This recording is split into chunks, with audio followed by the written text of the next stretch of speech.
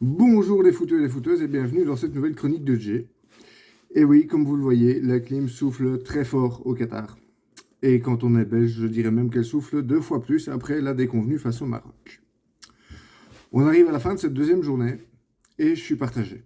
J'arrive pas à choisir quel sentiment prédomine. Entre la peur de voir la France capable d'aller chercher un nouveau titre, malgré 40 joueurs blessés, alors que, bon, enfin je dis blessé, mais il se murmure que Benzema n'est pas vraiment blessé et que ça va mieux dans l'équipe depuis qu'il est parti. Décidément, lui, depuis qu'il est ballon d'or, il n'y a plus rien qui va. C'est à croire que c'est le soulier d'or qu'on lui a donné. Enfin, pour sa carrière, il peut toujours demander les conseils à Pogba. Hein. Comment être mauvais, blessé 9 mois sur 12, mais quand même gagner de l'argent grâce à des pubs Pepsi. Ça marche.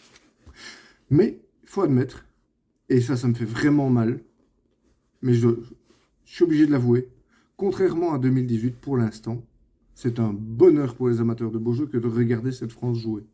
Le danger peut venir de tous les côtés. Même Grisou, qui a arrêté de faire joujou avec ses cheveux, et pourtant replacé dans le milieu, fait de très bons matchs. C'est dire.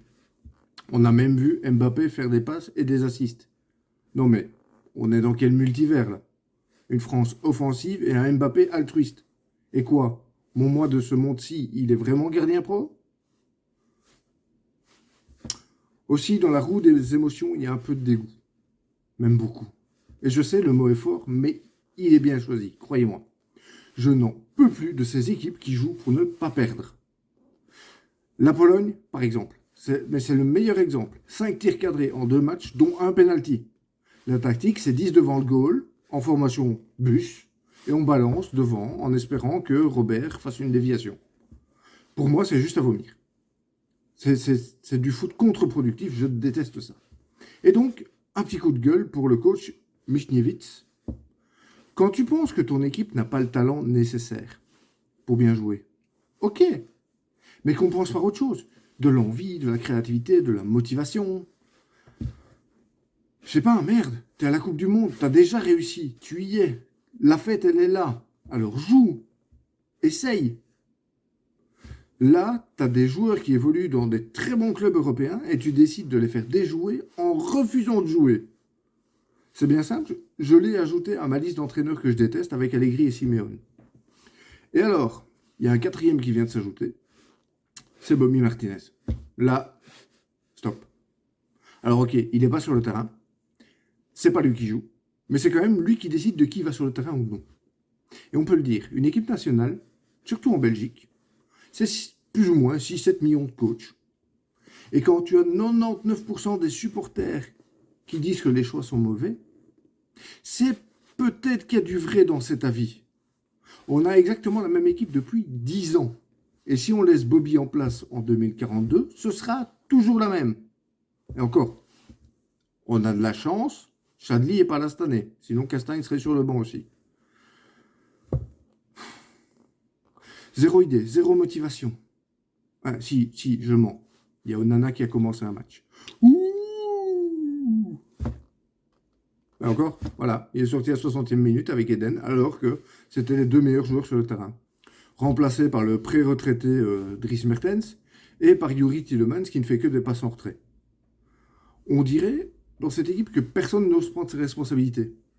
Ce que je pourrais presque comprendre quand on voit la tête de Kevin De Bruyne rouge pivoine quand il est en colère. Et bon, je suis pas de nature pessimiste, mais ça va être compliqué d'aller chercher la Croatie quand même.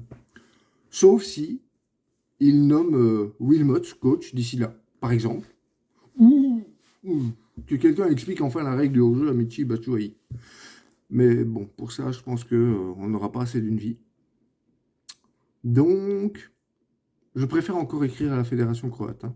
Sur un malentendu, on ne sait jamais. Je vais faire un double du CV de Wilmot. Hein. Donc, si quelqu'un a l'adresse ou un numéro de fax, un pigeon voyageur, même le pigeon ira plus vite que d'expliquer le hors-jeu à Michi. Donc, allez-y. D'ailleurs, Phil sur Twitter, que j'adore, a fait un excellent post là-dessus. Je vous le mets ici à côté. Et tant que j'y suis, je veux aussi vous partager 2-3 dessins de Pader de cette semaine, que je trouve toujours aussi drôle et que je remercie encore une fois pour m'accorder le droit et le privilège de partager ces dessins ici. Et on va finir alors maintenant sur un peu d'histoire. D'abord une question que ma fille m'a posée. D'où vient le surnom des Diables Rouges? Alors, pour ceux qui ne le savent pas, ça remonterait à 1906, après 2 victoires face à la France et aux Pays-Bas. Un journaliste, Pierre Walkiers, écrira que les Belges sont de vrais diables, en référence à une autre personnalité sportive du pays. Le pilote Camille Genati. Il fut le premier à passer les 100 km dans une voiture électrique de sa fabrication. Et c'est donc pour souligner la vitesse des joueurs que le journaliste fit la comparaison avec le pilote. Surnom qui est resté jusqu'à aujourd'hui, même si dans les années 70 on parlait plutôt des diables blancs, parce qu'ils étaient surtout efficaces à l'extérieur et que le maillot extérieur était donc blanc. C'est bien, vous suivez. Et sinon, une autre histoire, dans ce mondial, il n'y a eu qu'un seul carton rouge pour le moment, pour le gardien du Pays de Galles, auteur d'un plongeon assassin. D'ailleurs, Anthony Lopez nous a dit que il ne voyait pas où était la faute. Non, t'as raison, Anthony. Non. Ça, c'est pas une faute. Ça, c'est pas une faute. Et ça, non plus. Mais bon, forcément, entre assassins, on se protège. Hein. Mais du coup, ça m'amène à vous raconter d'où est venue l'histoire du carton rouge. Il fait son apparition en 1966, lors d'un Argentine-Angleterre très tendu. L'arbitre veut expulser un défenseur argentin, mais il n'a pas encore d'outils spécifiques pour le faire et lui indique de quitter le terrain, avec ses mains. Sauf que, avec la confusion, le joueur refuse de sortir. Après cet épisode, il fut décidé d'utiliser un objet clair pour signifier qu'un joueur doit rentrer au vestiaire. Le carton rouge était né. Sinon, il ne nous reste plus qu'à dire, croisons les doigts tout de même pour jeudi, et n'oubliez pas, comme l'a dit le roi, it's devil time. Ciao les amis.